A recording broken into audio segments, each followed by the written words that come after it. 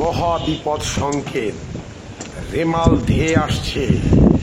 আমি এখন দাঁড়িয়ে আছি চালনার দাকোপে বটবুনিয়া বাজার। এখানে দেখতে পাচ্ছেন রেমালের কি তাণ্ডব শুরু হয়েছে।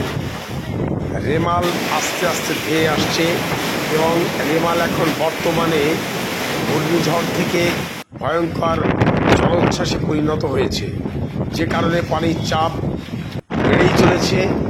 এবং এখানে দেখছেন এই যে রাস্তা, এই রাস্তার পাশেই হচ্ছে গ্রাম।